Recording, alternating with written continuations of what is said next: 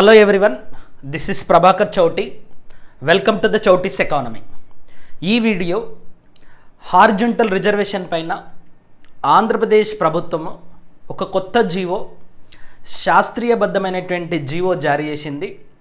ఈ జీవో కనుక తెలంగాణ ప్రభుత్వం ఇంప్లిమెంట్ చేసుకోగలిగితే, లేదా తెలంగాణ ప్రభుత్వం కూడా ఏపీ ప్రభుత్వం చేసినట్టుగా కనుక చేస్తే, తెలంగాణలో జరిగేటటువంటి ఏ నోటిఫికేషన్ అయినా సరే, అది పోలీస్ రిక్రూట్మెంట్ బోర్డు కానీ, గురుకుల్ రిక్రూట్మెంట్ బోర్డు కానీ, టీఎస్పీఎస్సీ కానీ, లేదా మెడికల్ రిక్రూట్మెంట్ బోర్డు కానీ, ఇవన్నీ కూడా ఏ కోర్టు కేసులు లేకుండా, as per as the reservations are concern, ఏ కోర్టు కేసులు లేకుండా అన్ని పరీక్షలను కూడా సక్సెస్ఫుల్గా ఇంప్లిమెంట్ చేసుకునేటటువంటి అవకాశం అనేది ఉంటుంది.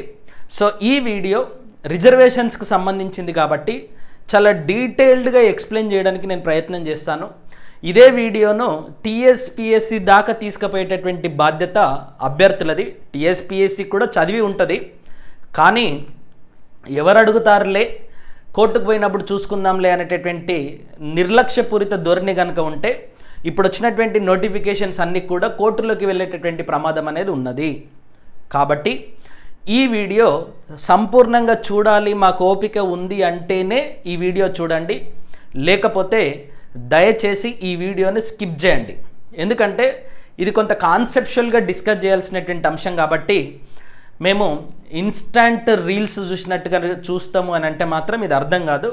సో కాబట్టి I request you to skip the video if you do not want to know about the horizontal reservation. So దానికి సంబంధించి, హారిజంటల్ రిజర్వేషన్కి సంబంధించి ఇప్పుడు మన ముందున్నటువంటి బేసిక్ ప్రశ్నలు ఏంటి అని అంటే, ఇప్పటి వరకు హారిజంటల్ రిజర్వేషన్స్కి సంబంధించి సుప్రీంకోర్టు కానీ లేదా ఇతర హైకోర్టులు కానీ ఇచ్చినటువంటి తీర్పులు ఏంటి? So this is first one. Second thing ఏంటి అని అంటే, ఇప్పుడు ఏపీ గవర్నమెంట్ ఇచ్చినటువంటి జీవో ఏంటి? ఈ జీవోలో హారిజంటల్ రిజర్వేషన్ను ఎట్లా అమలు చేయాలి అని చెప్పేసి చూస్తున్నది. థర్డ్ థింగ్ ఏంటి అని అంటే, మనం కొంత బేసిక్స్లోకి కూడా పోదాం. వర్టికల్ రిజర్వేషన్ అంటే ఏంటి, హారిజంటల్ రిజర్వేషన్ అంటే ఏంటి, వర్టికల్ రిజర్వేషన్ ఎవరెవరికి వర్తిస్తుంది, హారిజంటల్ రిజర్వేషన్ ఎవరెవరికి వర్తిస్తుంది. నెక్స్ట్ ఫోర్త్ క్వశ్చన్ వచ్చేసి, ఇప్పుడు తెలంగాణ ప్రభుత్వం కానీ టీఎస్పీఎస్సీ కానీ చేయాల్సినటువంటి సో టు డూ లిస్ట్ ఏంటి, ఏం చేస్తే ఏ నోటిఫికేషన్ కూడా కోర్టులోకి వెళ్ళేటటువంటి అవకాశం అనేది లేదు. ఈ 4 అంశాలను మనం డిస్కస్ చేయడానికి ప్రయత్నం చేద్దాం. సో ఓపిక ఉన్నంత వరకు చాలా జాగ్రత్తగా వినండి. సో దీంట్లో మొట్టమొదటిది ఏపీ రిజర్వేషన్స్కి సంబంధించి ఇక్కడ చూడండి, general administration services department GO number 77ను జారీ చేసింది. సో ఎంత జీవోని జారీ చేసిందండి? జీవో నెంబర్ 77ను జారీ చేసింది.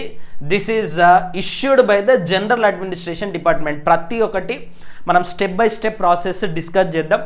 చాలాసార్లు నేను హారిజంటల్ మీద డిస్కస్ చేశాను, ఇది ఇంకొక కొత్త అంశం. సో ఎప్పుడు ఇది రిలీజ్ చేసింది అని అంటే 2 ఆగస్టు 2023 రోజు. సో అదే రోజు నేను ఎక్స్ప్లెయిన్ చేద్దాం అనుకున్నా, కానీ చాలా రోజుల నుండి మనకు టీఎస్పీఎస్సీ పోస్ట్ పోన్మెంట్కి సంబంధించినటువంటి ఇష్యూస్ జరుగుతున్నాయి కాబట్టి ఇది 2 ఆగస్టు 2023, అంటే వెరీ రీసెంట్ జీవో హారిజంటల్ మీద ఏ ప్రభుత్వమైనా జారీ చేసిందంటే అది ఆంధ్రప్రదేశ్కి సంబంధించినటువంటి ప్రభుత్వమే దీన్ని జారీ చేసింది. సో ఈ జీవో జారీ చేయడానికంటే ముందు ఆంధ్రప్రదేశ్ ప్రభుత్వము మొత్తం 26 జడ్జిమెంట్స్ని పరిగణలోకి తీసుకున్నది.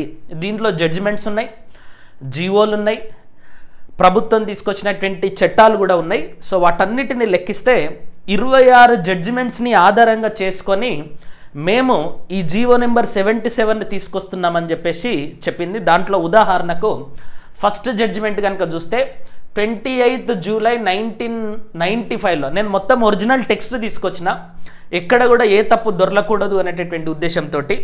సో ఈ పర్టికులర్ డాక్యుమెంట్ మొత్తం కూడా మీకు కావాలి అంటే నా వీడియో కింద డిస్క్రిప్షన్లో నా టెలిగ్రామ్ యొక్క లింక్ ఉంటుంది. మీరు దాంట్లో కనుక జాయిన్ అయితే మీకు ఈ హారిజంటల్ రిజర్వేషన్కి సంబంధించినటువంటి కంప్లీట్ డాక్యుమెంట్ నేను పంపిస్తాను. పీపీటీ పంపిస్తాను, నేను ఇప్పుడు ఎక్స్ప్లెయిన్ చేసే పీపీటీ పంపిస్తాను, ఏపీ ప్రభుత్వం జారీ చేసినటువంటి ఒరిజినల్ డాక్యుమెంట్ కూడా అక్కడ పంపిస్తాను. లేదు అంటే మీరు ఆల్రెడీ యాప్ కనుక డౌన్లోడ్ చేసుకొని ఉంటే మీకు నేరుగా మీ చాట్ బాక్స్లోకి ఈ డాక్యుమెంట్, ఏపీ ప్రభుత్వం ఇచ్చినటువంటి డాక్యుమెంట్, ఈ వీడియో లింక్ కూడా మీకు నేరుగా యాప్లోకి వస్తుంది. ఇప్పుడు 1995లో supreme court of India Anil Kumar Gupta versus state of ఉత్తరప్రదేశ్కి సంబంధించినటువంటి ఒక జడ్జిమెంట్ని వీళ్ళు తీసుకున్నారు. దాని తర్వాత 2007లో ఇచ్చినటువంటి సుప్రీంకోర్టు యొక్క జడ్జిమెంటు. సో మనం చాలాసార్లు డిస్కస్ చేసుకున్నది ఏంటి అని అంటే Rajesh Kumar Dariya versus Rajasthan Public Service commission which was held in 2007. Next తర్వాత 2010లో హానరబుల్ సుప్రీంకోర్టు మరి పబ్లిక్ సర్వీస్ కమిషన్కి సంబంధించి ఉత్తరాంచల్ వర్సెస్ మమతా బిశాంత్. సో నేను లాస్ట్ టైం చెప్పినటువంటి కేసు మొత్తం కూడా దీంట్లో కూడా కొన్ని లిమిటేషన్స్ ఉన్నాయి. తర్వాత 2022లో సుప్రీంకోర్ట్ ఆఫ్ ఇండియా ఇచ్చినటువంటి ఒక ఆర్డరు. So Janhit Abhiyan versus union of ఇండియాకి సంబంధించినటువంటి ఒక కేసు. ఈ 4 కేసులతో పాటు ఆంధ్రప్రదేశ్ ప్రభుత్వము 1996లో జారీ చేసినటువంటి సబార్డినేట్ సర్వీస్ రూల్స్, దాంతోపాటుగా రీసెంట్గా 2023 ఏప్రిల్ 10వ తారీఖున ఈడబ్ల్యూఎస్ రిజర్వేషన్స్కు సంబంధించి ఆంధ్రప్రదేశ్ అమెండ్ చేసినటువంటి రోస్టర్ పాయింట్స్తో సహా మొత్తం 26 రోస్టర్ పాయింట్స్ని ఉదాహరణగా తీసుకొని 26 జడ్జిమెంట్స్ని, 26 జడ్జిమెంట్స్ అనకుండా I can call it as the reference. So 26 రెఫరెన్సెస్ని ఆధారంగా చేసుకొని ఆంధ్రప్రదేశ్ ప్రభుత్వము ఈ జీవో నెంబర్ 77ను రిలీజ్ చేసింది. అయితే ఈ జీవోను రిలీజ్ చేసేటటువంటి క్రమంలో ఆంధ్రప్రదేశ్ చాలా అద్భుతమైనటువంటి బ్యాక్గ్రౌండ్ వర్క్ చేసింది. నేను ఇంతకుముందు చెప్పినట్టు 26 రిఫరెన్సెస్ని తీసుకున్నది, దాంతోపాటుగా ఈ ఆర్డర్ వెనుక ఉన్నటువంటి బ్యాక్గ్రౌండ్ను కూడా ఎక్స్ప్లెయిన్ చేసింది. ఎందుకు మేము ఈ జీవో నెంబర్ 77ను రిలీజ్ చేస్తున్నాం అనేటటువంటి బ్యాక్గ్రౌండ్ను కూడా ఎక్స్ప్లెయిన్ చేసింది. సో దాంట్లో భాగంగానే ఒక 3 ప్రధానమైనటువంటి కేసులను ఈ ఆంధ్రప్రదేశ్ తీసుకోవడం అనేది జరిగింది. దాంట్లో మొదటి కేసు ఏంటి అని అంటే ఇంతకుముందు చెప్పినట్టు Anil Kumar Gupta etcetera versus state of ఉత్తరప్రదేశ్కి సంబంధించి 1995లో వచ్చినటువంటి జడ్జిమెంట్ని ఆధారంగా చేసుకొని ఆ జడ్జిమెంట్ ఇచ్చినటువంటి డైరెక్షన్స్ను కూడా ఎక్స్ప్లెయిన్ చేయడానికి ప్రయత్నం చేసింది.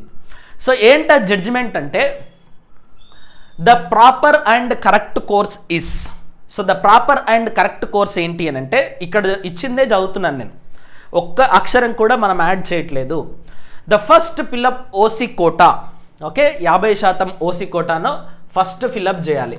ఓసీ కోటాను ఫిలప్ చేసిన తర్వాత on the basis of merit. So దీంట్లో ఓసీ అంటే ఓపెన్ కేటగిరీ, దీంట్లో అన్ని క్యాస్ట్ల వాళ్ళు కూడా వస్తారు. Merit then fill up each of the social reservation quotas. Social reservation quotas అంటే ఏంటి? తర్వాత ఎస్సీ, ఎస్టీ, బీసీ, ఇప్పుడు ఈడబ్ల్యూఎస్కి కూడా సోషల్ రిజర్వేషన్ కోటా ఇవ్వడం అనేది జరిగింది. So SC, ST, BC, EWS. The third step would be find out how many candidates belong to the special reservations have been selected on the above basis. ఇప్పుడు third step ఏం చేయాలంటే ఎంతమంది ఈ special రిజర్వేషన్స్కి సంబంధించినటువంటి candidates select అయ్యారు అనేటటువంటి అంశాన్ని లెక్కించాలి. సో స్పెషల్ రిజర్వేషన్స్ అంటే ఏంటి? స్పెషల్ రిజర్వేషన్స్ అంటే ఉమెన్ రిజర్వేషన్ కానీ, స్పోర్ట్స్ కోటా కానీ, ఎక్స్ సర్వీస్ మెన్ కానీ, పీడబ్ల్యూడి కానీ, ఇవన్నీ కూడా స్పెషల్ రిజర్వేషన్స్. సో ఇప్పుడు ఈ 2 స్టెప్లు అయిపోయిన తర్వాత ఈ ఉమెన్కి సంబంధించినటువంటి రిజర్వేషన్ చెక్ చేయండి. సో మొత్తంలో 33% సెలెక్ట్ అయ్యారు అనుకోండి, డన్, వీళ్ళ కోటా ఫిల్అప్ అయినట్టు. సపోజ్ పీడబ్ల్యూడికి 4% రిజర్వేషన్ ఉందనుకోండి, అన్ని కేటగిరీస్లలో కలిపి 4% కనుక రిజర్వ్ అయ్యి ఉంటే so this is also done. So ఈ రకంగా థర్డ్ స్టెప్ చెక్ చేయమన్నది. సో నేను మళ్ళీ ఫర్దర్గా మనం డిస్కస్ చేసేది ఉంది, వీ విల్ డిస్కస్ 1 by 1. తర్వాత in the judgment second read above. So this is రెండవ జడ్జ్మెంట్. మొదటి జడ్జ్మెంట్ ఏమో Anil Kumar Gupta versus Anil Kumar Gupta versus state of Uttar Pradesh అయిపోయింది. రెండో కేసు ఏంటి అని అంటే మనం ఎక్కువసార్లు డిస్కస్ చేసినటువంటి case Rajesh Kumar Darya versus Rajasthan Public Service commission. So ఈ పర్టికులర్ జడ్జిమెంట్లో ఏం చెప్పిందంటే సోషల్ రిజర్వేషన్స్నే మనము వర్టికల్ రిజర్వేషన్స్ అనొచ్చు. Vertical reservations. So vertical reservations అంటే మీనింగ్ ఏంటి అని అంటే సామాజికంగా వెనుకబడినటువంటి వాళ్ళ కోసము ఇచ్చేటటువంటి రిజర్వేషన్స్. వివక్షకు గురి అయి తరతరాలుగా వివక్షను అనుభవించినటువంటి వాళ్లకు భారత రాజ్యాంగంలో ఇచ్చినటువంటి రిజర్వేషన్స్ ఎస్సీ, ఎస్టీ, బీసీ మరియు ఈడబ్ల్యూఎస్. ఓకే, సో దీన్ని ఓబీసీ అని కూడా అంటారు. ఈ నలుగురికి ఇచ్చినటువంటి రిజర్వేషన్స్ మనం ఏమంటామంటే social reservations in favour of SC, ST, OBC under article 16 class 4. ఈ రిజర్వేషన్స్ అన్నీ కూడా ఏ ఆర్టికల్ ప్రకారం ఇస్తున్నారు? Under article 16 class 4 are vertical reservations. Special reservations in favour of physically handicapped women etcetera under article 16 class 1 or 15 class 3. Okay, so దాని తర్వాత 16 class 1 or 15 class 3 article 16 class 1, 15 class 3 ప్రకారం ఇచ్చేటటువంటి రిజర్వేషన్స్ని మనం స్పెషల్ రిజర్వేషన్స్ లేదా horizontal reservations అని చెప్పేసి అంటాం. సో స్పోర్ట్స్ కోటా, తర్వాత పీడబ్ల్యూడి, ఓకే, దాని తర్వాత ఎక్స్ సర్వీస్ మెన్, ఇట్లా ఎవరైనా సరే ఈ పర్టికులర్ కేటగిరీ కిందకి వస్తారు. So Rajesh Kumar Darya case ఏం చెప్తుంది? 16 క్లాస్ 4 కింద ఇచ్చేటటువంటి రిజర్వేషన్స్ను వర్టికల్ రిజర్వేషన్ లేదా సోషల్ రిజర్వేషన్ అంటారు. ఆర్టికల్ 16 క్లాస్ 1, ఆర్టికల్ 15 క్లాస్ 3 ప్రకారం ఇచ్చినటువంటి రిజర్వేషన్స్ను మనం స్పెషల్ రిజర్వేషన్స్. ఓకే, సో దీన్నే మనం ఏమనొచ్చు? స్పెషల్ రిజర్వేషన్ లేదా హారిజంటల్ రిజర్వేషన్ అనొచ్చు. దీన్నే సమాంతర రిజర్వేషన్లు అని చెప్పేసి అంటారు. దీన్నేమో నిట్టనిలు రిజర్వేషన్లు లేదా సామాజిక రిజర్వేషన్స్ అని చెప్పేసి అంటారు. ఓకే, సామాజిక రిజర్వేషన్స్. ఈ విషయాలు ఎవరు చెప్పారు? Rajesh Kumar Darya versus Rajasthan Public Service Commission వాళ్ళు చెప్పారు. Okay, where a vertical reservations is made in favour of the backward classes under article 16(4). ఏం చెప్తుంది? ఈ వర్టికల్ రిజర్వేషన్స్ కింద ఇచ్చినటువంటి రిజర్వేషన్స్ ఏవైతున్నాయో ఈ పర్టికులర్ రిజర్వేషన్స్లలో, ఓకే, ఈ పారాగ్రాఫ్ యొక్క మీనింగ్ ఏంటి అని అంటే ఫర్ ఎగ్జాంపుల్ ఒక ఓసీ కేటగిరీ నింపేటటువంటి క్రమంలో ఓసీ కేటగిరీలో ఎస్సీ కానీ, ఎస్టీ కానీ, బీసీ కానీ, ఈడబ్ల్యూఎస్ కానీ పోటీ పడవచ్చు. ఓకే, ఫర్ ఎగ్జాంపుల్ ఎస్సీస్కి ఒక 15 సీట్స్ రిజర్వ్ అయినాయి అనుకోండి. ఇప్పుడు ఈ ఓసీ కేటగిరీలో ఎస్సీలు ఒక 10 మంది సెలెక్ట్ అయ్యారు అనుకుందాం. ఇప్పుడు ఇక్కడ సెలెక్ట్ అయినటువంటి వాళ్ళను మెరిట్లో సెలెక్ట్ అయినటువంటి వాళ్ళగానే భావించాలి. మళ్ళీ ఎస్సీలకు కేటాయించినటువంటి 15 సీట్స్ ఏవైతే ఉంటాయో వీళ్లకు ప్రత్యేకంగా కేటాయించాలి. ఈ 10 మంది ఎవరైతే ఉంటారో వీళ్ళు ఓపెన్ కేటగిరీలో సెలెక్ట్ అయినట్టుగా భావించాలి, వీళ్ళు మెరిట్ బేసిస్లో సెలెక్ట్ అయినట్టుగా భావించాలి. కాబట్టి మెరిట్ బేసిస్లో సెలెక్ట్ అయినటువంటి వాళ్ళను ఎస్సీ కోటా కింద ఇచ్చేటటువంటి 15 సీట్లు నింపినట్టుగా భావించకూడదు, మళ్ళీ ప్రత్యేకంగా 15 సీట్లు ఇవ్వాల్సిందే. సో ఓపెన్ కేటగిరీ అనేది అందరు కూడా పార్టిసిపేట్ చేయడానికి వీలున్నటువంటి అంశము అని చెప్పేసి చెప్తాడు. ఫర్ ఎగ్జాంపుల్, సో మొత్తం రిక్రూట్మెంట్లో ఉమెన్కి ఒక 10 సీట్లు కేటాయించారు అనుకోండి. ఈ మొత్తం ఓపెన్ కేటగిరీలో 10 మంది ఉమెన్ సెలెక్ట్ అయ్యారు. సో వీళ్ళ కోటా అయిపోయినట్టు. అట్లాంటి దాన్ని హారిజంటల్ రిజర్వేషన్ అంటాం. ఇంకా డీటెయిల్డ్గా నేను డిస్కస్ చేస్తాను. ఓకే, సో ఇది సుప్రీంకోర్టు రాజేష్ కుమార్ దర్యా కేసులో చెప్పినటువంటి అంశం. మీరు మొత్తం కూడా చదువుకోవచ్చు. నెక్స్ట్ థర్డ్ జడ్జిమెంట్ ఏంటి అని అంటే నేను ఇంతకుముందు లాస్ట్ వీడియో చేసినప్పుడు చెప్పింది ఏంటి అని అంటే ఉత్తరాంచల్ వర్సెస్ మమతా బిషాత్ అనేటటువంటి కేసు. దీంట్లో ఒక 6 స్టెప్స్ని స్టెప్ 1, 2, 3, 4, 5, 6 అని చెప్పేసి 6 స్టెప్స్ని రిజర్వేషన్స్ని ఎట్లా ఫిలప్ చేయాలి, హారిజంటల్ రిజర్వేషన్స్ని ఎట్లా ఫిలప్ చేయాలి అనేటటువంటి అంశంలో ఈ పర్టికులర్ జడ్జిమెంట్ ఇవ్వడం అనేది జరిగింది.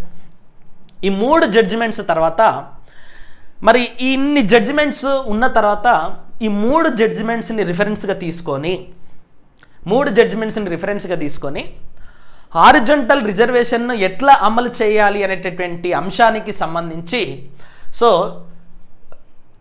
came necessary for the government to examine the existing policies of horizontal reservations and amendment the rule 22 of AP and subordinate service rules 1996 and thereby issue detailed operational guidelines.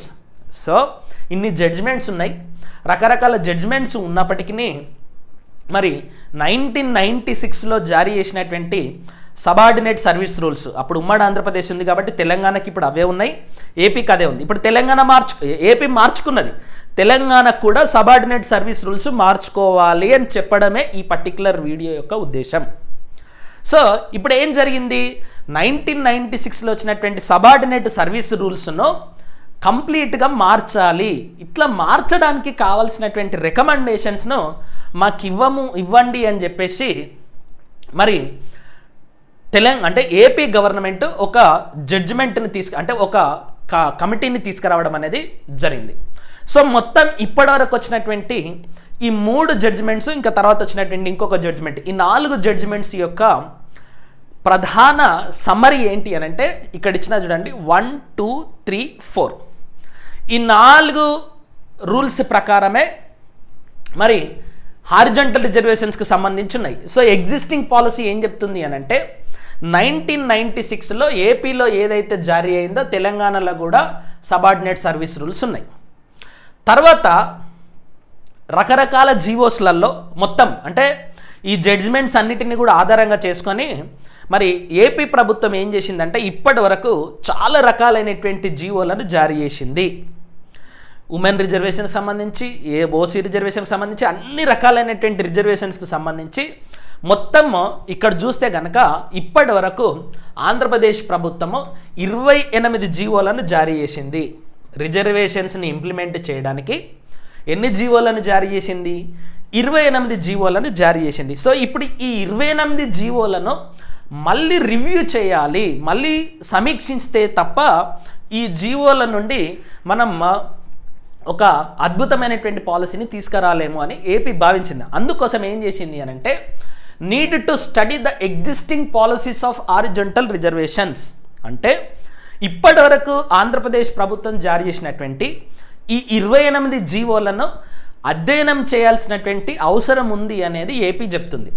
అందుకోసం AP ప్రభుత్వం ఏం చేసింది అని అంటే the 24th read above the orders have been issued constituting a committee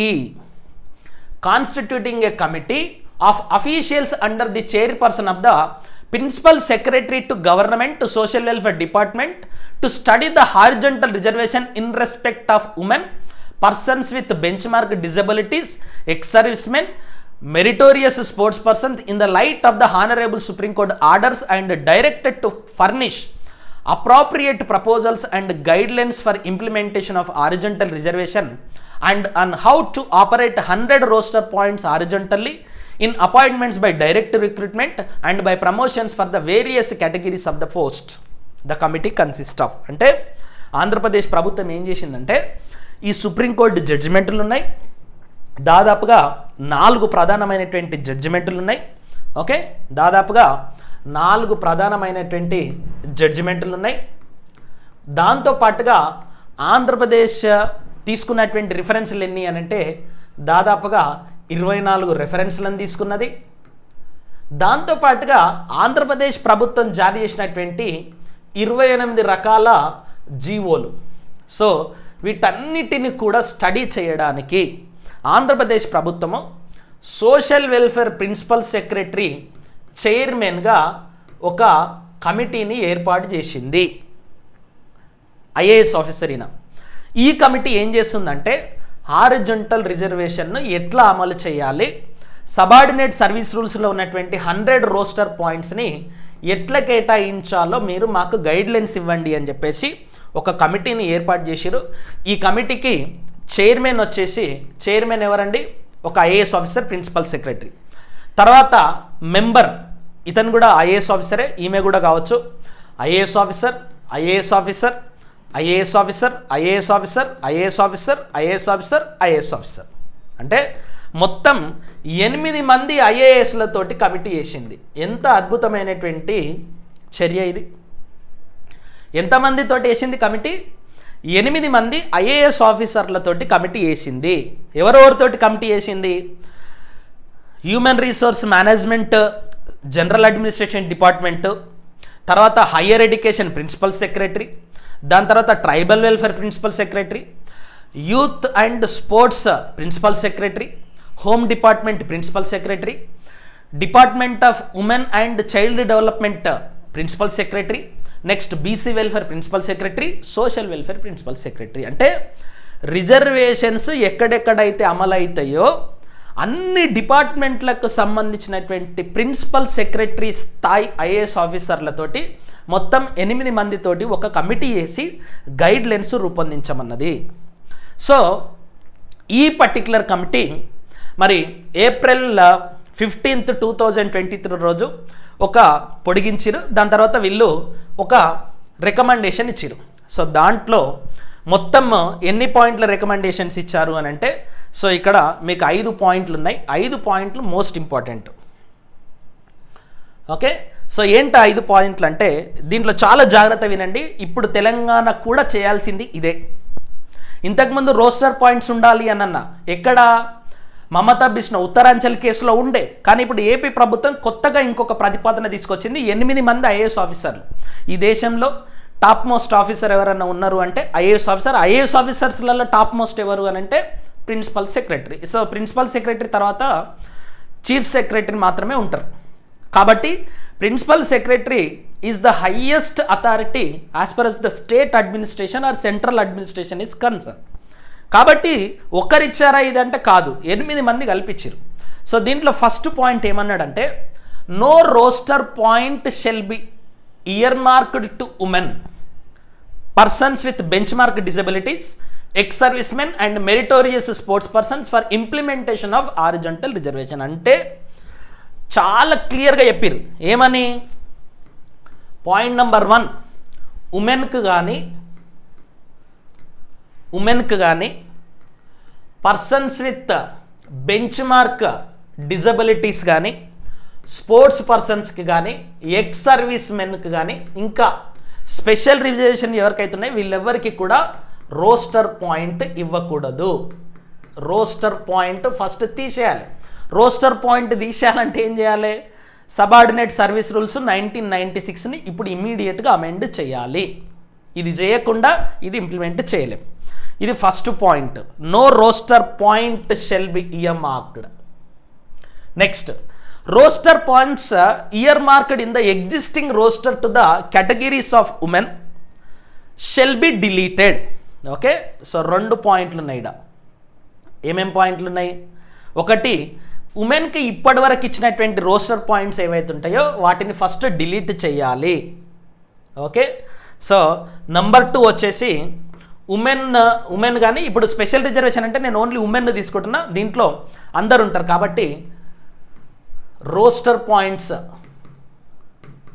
for women PWD, okay, sports etcetera వీళ్ళందరికీ కూడా ఏం చేయాలి? ఇప్పుడు డిలీట్ చేయాలి. Okay, shall be deleted. So this is second one. Okay, third one ఏంటి అని అంటే new 100 point cycles for the direct recruitment and promotions have been suggested. అంటే ఇప్పుడు కొత్తగా 100 రోస్టర్ పాయింట్స్, న్యూ రోస్టర్ పాయింట్స్ను మేము సజెస్ట్ చేస్తున్నాం. ఇది థర్డ్ స్టెప్. ఫోర్త్ స్టెప్ ఏంటి? Implementation of 4% reservation to the persons with disabilities bench mark and given detailed guidelines on the persons with disabilities. Okay, so reservations ఈ పీడబ్ల్యూడీకి ఇచ్చేటటువంటి రిజర్వేషన్స్కి సంబంధించి మేము ప్రత్యేకమైనటువంటి గైడ్లైన్స్ ఇస్తున్నాం. అక్కడ కూడా ప్రాబ్లం రావద్దు. తర్వాత the sequence to be followed while filling up of the post to women persons with benchmarks disability, ex servicemen and meritorious sports persons have been recommended while implementation of the horizontal reservation. అంటే horizontal reservation వీళ్ళకి implement చేసేటప్పుడు ఎట్లాంటి sequence పాటించాలి, step by step procedure ఏంటి అనేది కూడా మేము ఇస్తున్నాము. ఇది 5th పాయింట్. సో దీంట్లో భాగంగానే మరి గవర్నమెంట్ ఆఫ్ ఆంధ్రప్రదేశ్ అందరికీ కూడా ఒక గైడ్లైన్స్ ఇచ్చింది. So the general department shell take necessary actions to make amendments, most important, make amendments to the Andhra Pradesh state and subordinate service rules 1996 based on the recommendations of the committee for the implementation of the horizontal reservations. ఈ 3 points చాలా జాగ్రత్తగా గమనించండి. So ఇప్పుడు committee చెప్పడంతో పాటు ప్రభుత్వం దీన్ని మొత్తాన్ని కూడా యాక్సెప్ట్ చేసి ఇప్పుడు జనరల్ అడ్మినిస్ట్రేషన్కి ఒక డైరెక్షన్ ఇచ్చింది. ఏమని? ఈ కమిటీ ఇచ్చినటువంటి రికమెండేషన్స్ ప్రకారము ఆంధ్రప్రదేశ్ సర్వీసెస్ అండ్ సబార్డినేట్ రూల్స్ను ఇమీడియట్గా మార్చాలి. ఎందుకు మార్చాలి అంటే హారిజాంటల్ రిజర్వేషన్ను అమలు చేయడానికి మార్చాలి. సో ఏమేమి అమెండ్ చేశారు అనేది కనుక ఒకసారి చూస్తే ఇక్కడ చూడండి. సో హారిజాంటల్ రిజర్వేషన్స్ను ఇంప్లిమెంట్ చేయడానికి published in the Andhra Pradesh gazette following notification will be published. ఏం పబ్లిష్ చేసిరు? ఇక్కడ నోటిఫికేషన్ ఉంది. ఏమని ఉంది అని అంటే, in exercise of the powers conferred by the provisions to the article 309 of the constitution of India, the governor of the Andhra Pradesh hereby makes the following amendment to the Andhra Pradesh State and Subordinate Service Rules 1996 issued in the GO number 436 General Administration Department dated the 15th October 1996 as subsequently amended from time to time. అంటే so governor గారి పేరు మీద ఒక gazette జారీ చేసి Andhra Pradesh subordinate service rules 1996ను మేము మారుస్తున్నాము అని ఒక నోటిఫికేషన్, అమెండ్మెంట్స్ ఏమేం చేస్తున్నాం అనేది కూడా ఇచ్చారు. దాంట్లో కొత్త రోస్టర్ పాయింట్స్ తీసుకొచ్చారు. అంటే రోస్టర్ పాయింట్స్ 100కు తీసుకుంటారు. ఈ 100కు తీసుకున్నటువంటి రోస్టర్ పాయింట్స్లలో first roster point open competition. ఇక్కడ ఉమెన్ లేదు. బట్ తెలంగాణ గవర్నమెంట్ ఇచ్చినటువంటి అన్ని నోటిఫికేషన్స్లలో ఉమెన్కి కానీ పీడబ్ల్యూడీ కానీ అక్కడక్కడ రోస్టర్ పాయింట్స్ ఉన్నాయి. ఆ రోస్టర్ పాయింట్స్ను మార్చాలి అని చెప్పేసి ఏపీ ప్రభుత్వం చెప్పింది. సో ఎస్సీకి ఇక్కడ ఉమెన్ లేదు, open competition, backward classes competition, open competition. So ఇట్లా చూసుకుంటూ పోతే మొత్తం నేను మీకు ఇక్కడ చూడండి, economically weaker sections roster point number 12. Okay, so మొత్తం ఎక్కడన్నా చూసుకోండి మీరు, ఎక్కడ కూడా there is no separate roster point to the women, there is no separate roster point to the PWD, there is no separate roster point to the sportsmen, there is no separate roster point to the ex-servicemen. Okay, ఎక్కడ కూడా లేదు, మీరు చూసుకోవచ్చు. So ఇట్లా 100 వరకు వాళ్ళు roster పాయింట్స్ని మళ్ళీ అమెండ్ చేసి ఉమెన్ యొక్క రోస్టర్ పాయింట్ని తీసేశారు. ఇప్పుడు తెలంగాణ చేయాల్సింది అదే, సబార్డినేట్ సర్వీస్ రూల్స్ని మీరు మార్చాలి.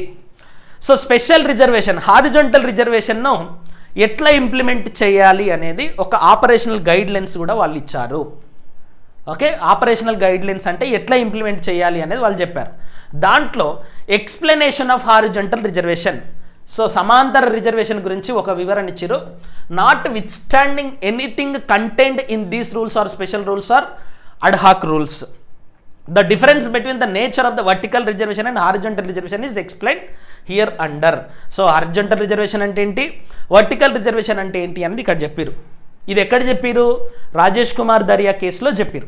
సో ఆ రాజేష్ కుమార్ దర్యా కేసులో చెప్పినటువంటి అంశాలనే మళ్ళొక్కసారి వీళ్ళు చెప్పారు. ఏమని చెప్పారండి అని అంటే ఇక్కడ చూడండి, social reservations in favour of SC, ST, BC, OBC and under Article 16 Class 4 of the Constitution of India are vertical reservations.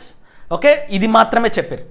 Special reservations in favour of physically handicapped women etcetera under Article 16 Class 1 or 15 Class 3. ఇవేంటి? Women, sports, ex servicemen, PWD, వీళ్ళందరికీ ఇచ్చే వాటిని మనం ఏమంటామంటే horizontal reservation అనాలి, లేదా special reservations అనాలి. వీటిని వర్టికల్ రిజర్వేషన్ లేదా సోషల్ రిజర్వేషన్ అని చెప్పేసి అనాలి. Where a vertical reservation is made in favour of a backward class under Article 16 Class 4, the candidates belonging to, చాలా జాగ్రత్త చదవండి, the candidates belonging to such backward class may compete for the non-reserved post, and if they are appointed to the non-reserved post on their own merit, their number will not be counted against the quota reserved for the respective backward classes. అంటే వెనకబడిన తరగతులకు సంబంధించినటువంటి వ్యక్తి ఒకవేళ మెరిట్లో కనుక select అయితే, ఈ మెరిట్లో select అయినటువంటి వ్యక్తిని మళ్ళీ బీసీ కేటగిరీలో కానీ ఎస్సీ కేటగిరీలో కానీ మనం క్యాలిక్యులేట్ చేయవద్దు. ఇతన్ని మెరిట్లోనే క్యాలిక్యులేట్ చేయాలి. బీసీ కోటకి ఇచ్చేటటువంటి కోట మళ్ళీ ప్రత్యేకంగా ఇవ్వాలి. ఇది చాలా క్లియర్గా ఆంధ్రప్రదేశ్ ప్రభుత్వము ఈ జీవోలో పేర్కొన్నది. Next, therefore if the number of SC candidates, మళ్ళీ చూడండి, మళ్ళీ నేను తెలుగులో ఎక్స్ప్లెయిన్ చేస్తాను. SC candidates who by their own merit get selected to open competition vacancies equals or even exceeds the percentage of post reserved for the SC candidates, it cannot be said the reservation quota for SCs has been filled. The entire reservation quota will be intact and available in addition to those selected under the open competition category. But the aforesaid principle applicable to vertical reservations will not apply to horizontal or special reservations. అంటే ఏమంటున్నాడు, ఒక SC candidate మెరిట్లో select అయ్యారు అనుకుందాం. ఈ SC candidate మెరిట్లో select అయితే, for example మొత్తం 100 పోస్టులలో ఎస్సీలకు మళ్ళీ 15 పోస్టులు రిజర్వ్ చేసిరు, ఓపెన్కి 50 పోస్టులు రిజర్వ్ చేసిరు. ఇప్పుడు మెరిట్ ప్రకారం కనుక తీసినప్పుడు ఫస్ట్ 50 పోస్టులను ఫిల్అప్ చేస్తారు. ఈ 50 పోస్టులలో ఎస్సీలో ఒక 20 మంది సెలెక్ట్ అయ్యారని అనుకుందాం. ఈ 20 మంది సెలెక్ట్ అయ్యారు కాబట్టి ఎస్సీలకు 15 సీట్లు కేటాయించినాం కాబట్టి వీళ్ళ కోటా అయిపోయింది అని అనకూడదు.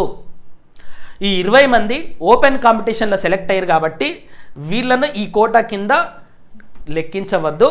మళ్ళీ 15% ప్రత్యేకంగా ఎస్సీ కేటగిరీకి ఇవ్వాలి. ఇది పాయింట్ నెంబర్ 3 చెప్తుంది. కాబట్టి ఇదే ప్రిన్సిపుల్ స్పెషల్ రిజర్వేషన్స్కి కానీ హారిజంటల్ రిజర్వేషన్స్కి కానీ వర్తించదు. ఇది కేవలం వర్టికల్ రిజర్వేషన్స్కి మాత్రమే వర్తిస్తుంది. సో ఉమెన్కి ఎట్లా ఇస్తారు అనేది 4th పాయింట్లో చెప్పిండు. ఏం చెప్పిండు, ఉమెన్కి ఎట్లా ఇస్తారు, where a special reservations for women is provided with in the social reservations for schedule caste. The proper procedure is first fill up the quota for the scheduled caste in order of merit. So first principle ఏం చేయాలంటే, first SC యొక్క quota ఏదైతుందో అది merit ప్రకారం fill up చేయాలి. So ఇప్పుడు 15 పోస్టులు ఉన్నాయని చెప్పినా కదా, ఫస్ట్ 15 పోస్టులను మెరిట్ ప్రకారం ఫిల్అప్ చేయాలి. 1 2 3 4 5 6 అట్లా. ఇప్పుడు ఏం చేయాలి, procedure is first fill up the quota for schedule caste in order of merit and then find out the number of candidates among them who belong to the special reservations group of scheduled caste women. అంటే next ఏం చేయాలంటే, ఈ 15 సీట్లు fill up చేసిన తర్వాత ఇప్పుడు దీంట్లో women ఎంతమంది సెలెక్ట్ అయ్యారు అనేది లెక్కించండి. ఫర్ ఎగ్జాంపుల్ ఒక 5 పోస్టులు ఉమెన్కు ఉన్నాయి అనుకుందాం. సో ఈ మొత్తంలో 5 మంది సెలెక్ట్ అయ్యారా లేదా అనేది చూడండి మెరిట్ ప్రకారం. ఒకవేళ 7 మంది సెలెక్ట్ అయ్యారు అనుకోండి, ఉమెన్ కోటా అయిపోయినట్టు. ఒకవేళ 4 సెలెక్ట్ అయ్యారు అనుకోండి, మొత్తం ఎంతమంది సెలెక్ట్ కావాలి, 5 మంది. అప్పుడు ఏం చేయాలంటే, ఈ బాటంలో ఉన్నటువంటి బాయ్ ఎవరైతే ఉంటారో ఆ అబ్బాయిని డిలీట్ చేసి ఉమెన్ కేటగిరీలో నెక్స్ట్ నెంబర్ ఎవరైతే ఉంటుందో వాళ్ళకు ఆ పర్టికులర్ సీట్ ఇవ్వాలి. ఓకే, మళ్ళీ చెప్తున్నా, ఫస్ట్ 15 సీట్లు ఫిల్అప్ చేసి దాంట్లో ఉమెన్ కనుక ఎక్సీడ్ అంటే ఎక్కువ మంది జాయిన్ అయ్యారని 15 మంది ఉమెన్ వచ్చిరు అనుకోండి, నో ప్రాబ్లం. అట్లా కాకుండా 7 మంది ఉమెన్ వచ్చారు అనుకోండి, నో ప్రాబ్లం, మళ్ళీ ఫిల్అప్ చేయాల్సిన అవసరం లేదు, ఉమెన్కి మళ్ళీ రిజర్వేషన్ ఇవ్వాల్సిన అవసరం లేదు.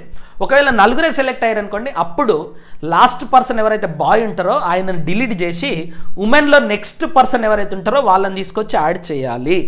ఇది రిజర్వేషన్ను అమలు చేసేటటువంటి పద్ధతి. Then there is no need for the further selection towards the special reservation quota if the number of women in such list is equal to or more than the number of special reservation.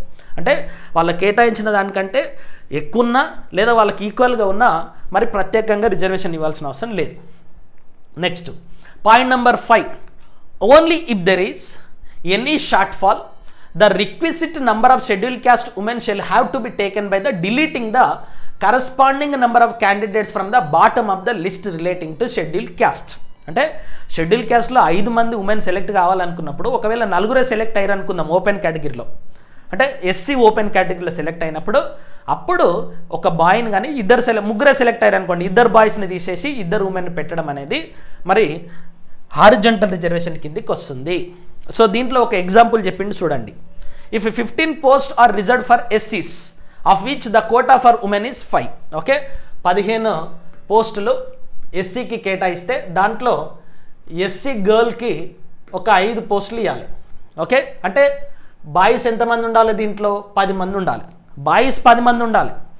Girls ఎంతమంది ఉండాలి? Minimum 5, maximum 15 ఉండొచ్చు. Minimum 5, maximum 15. అంటే అందరు girls select కావచ్చు కానీ అందరు boys select కాలేరు. ఇది సమాంతర రిజర్వేషన్. సో ఈ 15 candidates shall have to be first listed in accordance with the merit. ఇప్పుడు 1 2 3 4 5 6 7 8 9 10 11 12 13 14 15 15 మందిని ఫస్ట్ మెరిట్ ప్రకారం సెలెక్ట్ చేసుకోవాలి. దీంట్లో 3వ నెంబర్ ఉమెన్, 4వ నెంబర్ ఉమెన్, 6వ నెంబర్ ఉమెన్, 8వ నెంబర్ ఉమెన్, ఓకే, 13వ నెంబర్ ఉమెన్, 11వ నెంబర్ ఉమెన్ సెలెక్ట్ అయ్యారు. మిగతా వాళ్ళందరూ కూడా మెన్ సెలెక్ట్ అయ్యారు అనుకుందాం. ఇప్పుడు ఎన్ని పోస్టులు కావాలి ఉమెన్కు? 5 పోస్టులు కావాలి. దేని ప్రకారం ఫిలప్ చేసిరు? ఇది మెరిట్ ప్రకారం ఫిలప్ చేసిరు. ఇప్పుడు ఎన్ని పోస్టులు సెలెక్ట్ అయ్యారో చూస్తారు.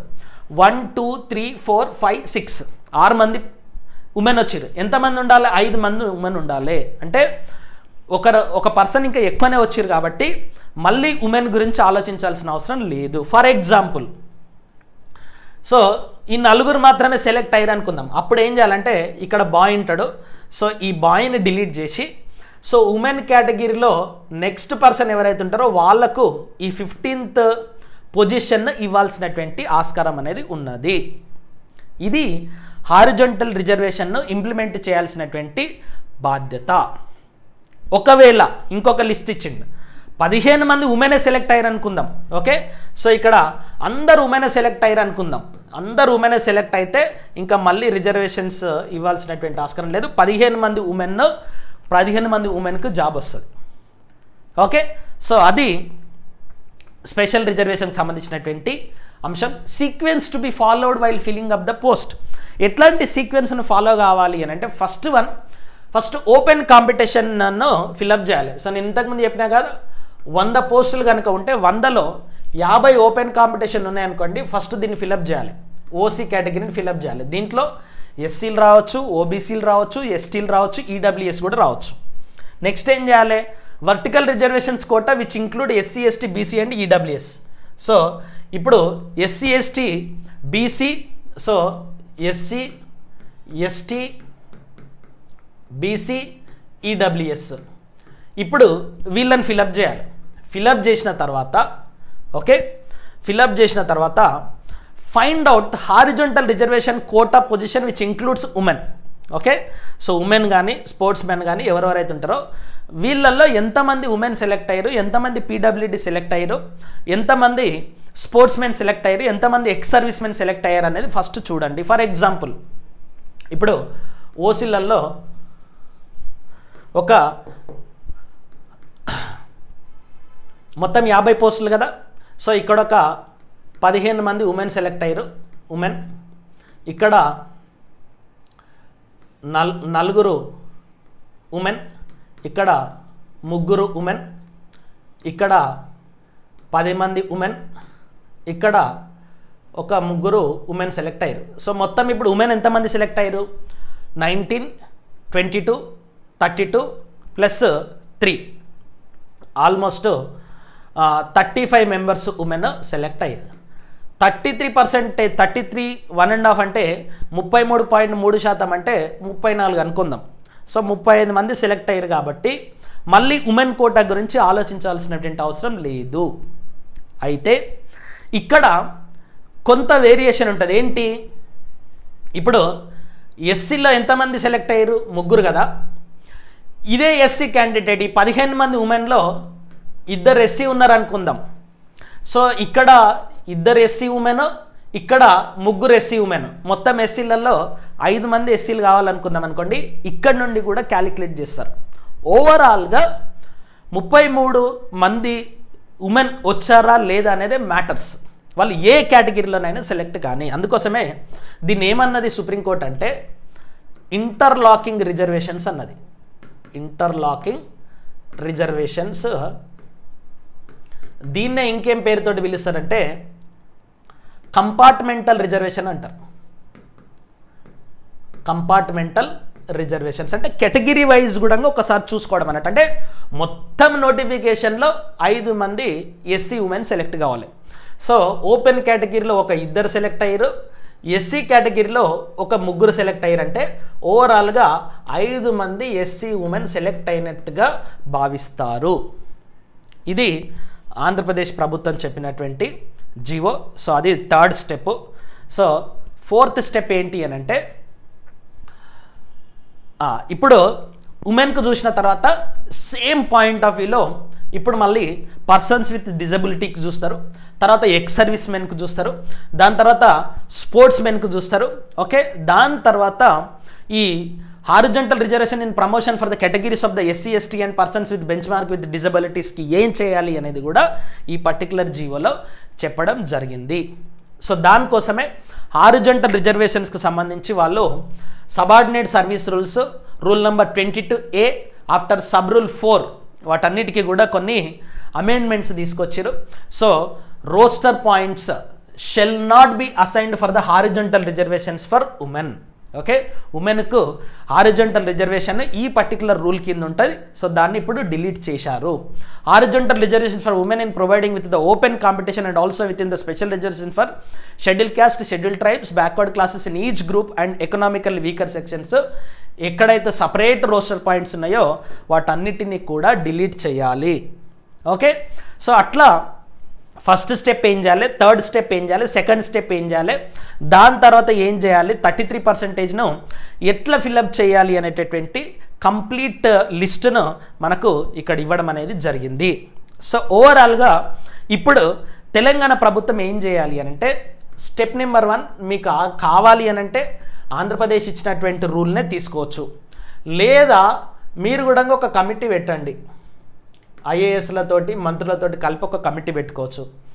రెండవది ఏం చేయాలి, సబార్డినేట్ సర్వీస్ రూల్స్ 1996ను మార్చాలి. మూడవది ఏం చేయాలి, ఉమెన్కు, పీడబ్ల్యూడీకి, ఎక్స్ సర్వీస్ మెన్కి, స్పోర్ట్స్ మెన్కి ఇచ్చినటువంటి రోస్టర్ పాయింట్స్ని డిలీట్ చేయాలి.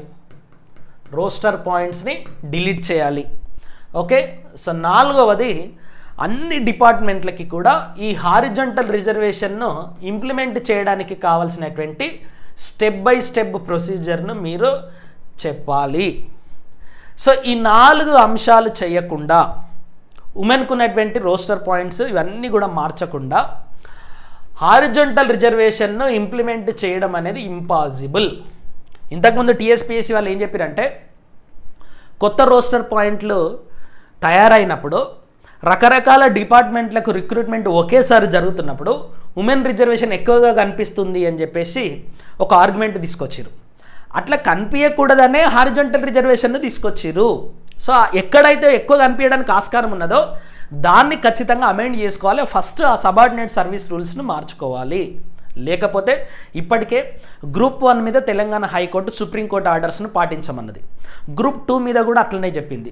గ్రూప్ 3 మీద కూడా అట్లనే చెప్పింది. గ్రూప్ 4 మీద కూడా హారిజంటల్ రిజర్వేషన్స్ను పాటించండి అన్నది. పాటిస్తామని చెప్పేసి టీఎస్పీఎస్సీ కూడా చెప్పింది. క్వశ్చన్ ఏంటి అని అంటే ఎట్లా పాటిస్తారు, మీరు ఏ స్టెప్ పాటిస్తారు?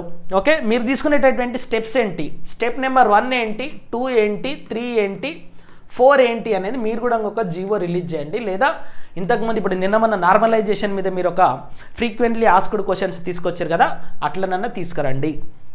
రెండవది, ప్రభుత్వం ఇమ్మీడియట్గా దీని మీద తీవ్రంగా స్పందించి ఈ పర్టికులర్ రూల్స్ మీద అధ్యయనం చేయాలి. మూడవ థింగ్ ఏంటి అని అంటే ఇప్పుడు మన దగ్గర 4 రిక్రూట్మెంట్ బోర్డులు ప్రధానంగా ఉన్నాయి. ఒకటి TSPSC, 2 Telangana state police recruitment board, 3 గురుకుల recruitment board, 4 medical recruitment board. So ఈ 4గిట్లలో పర్ఫెక్ట్గా రిజర్వేషన్స్ని ఇంప్లిమెంట్ చేసింది ఎవరో తెలుసా? మెడికల్ రిక్రూట్మెంట్ బోర్డు వాళ్ళు రీసెంట్గా ఒక రిక్రూట్మెంట్ చేసిరు. వాళ్ళు హారిజంటల్ రిజర్వేషన్ని చాలా అద్భుతంగా ఇంప్లిమెంట్ చేసిరు. సో ఒకటే ప్రభుత్వంలో 4 రిక్రూట్మెంట్ బోర్డులు ఉన్నప్పుడు 4 రిక్రూట్మెంట్ బోర్డులు 4 రకాల రిజర్వేషన్స్ను పాటించినప్పుడు కోర్టులో ప్రభుత్వం ఎట్లాంటి లాజిక్ని ఇస్తుంది? ఒకవేళ ప్రభుత్వాన్ని కోర్టు ప్రశ్నిస్తుంది ఏమని, అయ్య బాబు నువ్వు ఇక్కడ ఒక రిజర్వేషన్ పాటించినావు, ఇక్కడ ఒక రిజర్వేషన్ పాటించినావు, ఇక్కడ ఒక రిజర్వేషన్ పాటించినావు, ఇక్కడ ఒక రిజర్వేషన్ పాటించినావు. భారత రాజ్యాంగం కానీ అందరికొకటే. తర్వాత సబార్డినేట్ సర్వీస్ రూల్స్ తెలంగాణ మొత్తానికి ఒకటే కదా. అట్లాంటప్పుడు ఒక్కొక్క రిక్రూట్మెంట్ బోర్డు ఒక్కొక్క రిజర్వేషన్స్ను పాటించడంలో మీకున్నటువంటి రేషనాలిటీ ఏంటి, మీరు చెప్పేటటువంటి హేతుబద్ధత ఏంటి అని ప్రశ్నించవచ్చు కదా. అట్లా ప్రశ్నించకుండా ఉండాలి అని అంటే ఫస్ట్ ప్రభుత్వం ఏం చేయాలి అని అంటే ఈ అన్ని రిక్రూట్మెంట్ బోర్డులకు ఒక జనరల్ ప్రొసీజర్ను ఎస్టాబ్లిష్ చేయాలి. లేకపోతే మనకు వచ్చినటువంటి నోటిఫికేషన్స్ అన్నీ కూడా బురదలో పోసినటువంటి పన్నీర్లాగా అవుతుంది. కాబట్టి దీన్ని టీఎస్పీఎస్సీ చాలా సీరియస్గా ఆలోచించి అభ్యర్థులకు ఎట్లాంటి నష్టం కలగకుండా ఇమీడియట్గా మీరు ఈ హారిజంటల్ రిజర్వేషన్స్ పైన ఒక ఎమర్జెన్సీ కమిటీని ఏర్పాటు చేసి ఒక స్టెప్ బై స్టెప్ ప్రొసీజర్ కనుక ఎస్టాబ్లిష్ చేయకపోతే విద్యార్థులందరూ కూడా నష్టపోయేటటువంటి ప్రమాదం ఉన్నది. సుప్రీంకోర్టు మీరు మళ్ళీ రివ్యూకి పోవడానికి కూడా లేదు, ఇది తప్పు ఇది రైట్ అని చెప్పనికే కూడా లేదు. ఆల్రెడీ సుప్రీంకోర్టులో ఎస్టాబ్లిష్డ్ లా అది, సుప్రీంకోర్టే చెప్పింది. ఇక మళ్ళీ సుప్రీంకోర్టు కంటే పెద్దది ఏం లేదు కదా. Supreme court is said to be the custodian of the constitution. Supreme court is said to be the final interpreter of the constitution. అంటే భారత రాజ్యాంగాన్ని కానీ భారతదేశంలో ఉన్నటువంటి చట్టాలను కానీ అంతిమంగా అర్ధ వివరణ చేసేది ఎవరు అని అంటే సుప్రీంకోర్టు. ఆ సుప్రీంకోర్టే చెప్పింది హారిజంటల్ రిజర్వేషన్ అంటే ఏంటి, దాన్ని ఎట్లా ఇంప్లిమెంట్ చేయాలి అని చెప్పేసి. మీరు ఒకవేళ రిక్రూట్మెంట్ చేసినా కూడా మళ్ళీ ఆగిపోయేటటువంటి ప్రమాదం ఉంటుంది. కాబట్టి ఈ ప్రమాదాన్ని ముందే పసిగట్టి 11 నెలలలో ఏపీ వాళ్ళు గ్రూప్ 1 పూర్తి చేసారు. ఎందుకు పూర్తి చేయగలిగిరు అని అంటే అక్కడ ఏ కోర్టు కేసులు కూడా లేవు. అట్లాంటి కోర్టు కేసులు ఏవి కూడా లేకుండా టీఎస్పీఎస్సీ వాళ్ళు కానీ మిగతా రిక్రూట్మెంట్ బోర్డులందరూ కూడా మరి పారదర్శకంగా ఆలోచించి ఈ రిజర్వేషన్ పద్ధతిని ఇంప్లిమెంట్ చేయడానికి తెలంగాణ రాష్ట్రంలో మరి తీసుకోవాల్సినటువంటి ప్రధానమైనటువంటి అంశాలు ఏంటి అనేది మీరు తీసుకుంటారని చెప్పేసి ఆశిస్తున్నాం. ఏపీ ఇచ్చినటువంటి జీవోలో కూడా కొన్ని లోపాలు ఉండొచ్చు, ప్రమోషన్స్కి సంబంధించి కానీ పీడబ్ల్యూడీ రిజర్వేషన్స్కి సంబంధించిన కానీ క్యారీ ఫార్వర్డ్కి సంబంధించి కానీ అవన్నీ కూడా సబ్సిక్వెంట్ జీవోస్లలో అమెండ్మెంట్స్లలో ఎర్రేటాలో వాళ్ళన్నీ కూడా సరి చేసుకుంటారు. అవన్నీ కూడా చిన్న చిన్న తప్పులు. సో ఇమ్మీడియట్గా ఎవరో ఒకరు సజెషన్ ఇవ్వడం, ఎవరో ఒకరు మళ్ళీ కోర్టుకు పోవడం అవన్నీ కూడా సరి చేయడానికి పెద్ద కష్టం కాదు. కానీ ఇక్కడ ప్రధానమైనటువంటి పాయింట్ ఏంటి అంటే రోస్టర్ పాయింట్స్ చేంజ్ కావాలి, సబార్డినేట్ పాయింట్స్ చేంజ్ కావాలి. అట్లా చేంజ్ కనుక అయితే ఖచ్చితంగా తెలంగాణ రాష్ట్రంలో జరిగేటటువంటి రిక్రూట్మెంట్ ప్రొసీజర్ కూడా సో ట్రాన్స్పరెంట్గా స్విఫ్ట్గా సైంటిఫిక్ మెథడాలజీలో జరుగుతుంది అని చెప్పేసి ఆశిస్తూ ఈ పర్టికులర్ వీడియో కనుక మీకు నచ్చితే ఈ వీడియోని మరి టీఎస్పీఎస్సీకి కానీ అన్ని రిక్రూట్మెంట్ బోర్డులకు చేరేటటువంటి విధంగా ప్రయత్నం చేయండి. మీకు ఈ వీడియో కనుక నచ్చితే లైక్ చేయండి. అండ్ ఈ వీడియో మీద మీకు ఏమన్నా సందేశాలు కనుక ఉంటే సో కామెంట్ బాక్స్లో మీరు రాయండి. సో ఏదో ఒకటే పాయింట్లు రాసినట్టు కాదు, ఈ పర్టికులర్ వీడియో చెప్పడానికి మేము చాలా సైంటిఫిక్ స్టడీ చేయాల్సి వచ్చింది. మీరు ఏదో ఒక సెంటెన్స్ రాసేసి సో ఏదో ఇల్లాజికల్ సెంటెన్స్ కామెంట్ రూపంలో పెట్టకండి. మీరందరూ కూడా ఇన్స్టాగ్రామ్ రీల్స్ చూస్తూ తర్వాత ఫేస్బుక్ రీల్స్ చూస్తూ గడిపేటటువంటి బ్యాచ్ కాదు. మీరందరూ కూడా గ్రూప్ 1కి గ్రూప్ 2కి సివిల్ సర్వీసెస్కి ప్రిపేర్ అయ్యేటటువంటి అప్కమింగ్ ఆఫీసర్స్. కాబట్టి మీరు చేసేటటువంటి ప్రతి కామెంట్ కూడా రేషనాలిటీ తోటి ఉండాలి. మీరు చేసేటటువంటి ప్రతి కామెంట్ కూడా లాజికల్ రీజనింగ్ ఉండాలి. మీరు చేసేటటువంటి ప్రతి కామెంట్ కూడా రాజ్యాంగానికి నిబద్ధులై ఉండేటటువంటి విధంగా ఉండాలి. అట్లా కాదు ఏదో చిల్లర కామెంట్ చేస్తాం మేమనంటే మిమ్మల్ని కూడా ఒక చిల్లర వ్యక్తిగా డిలీట్ చేయడం జరుగుతుంది. సో ఆ రకంగా మీరు చేయరు అని చెప్పేసి ఆశిస్తూ so thank you all, have a great day.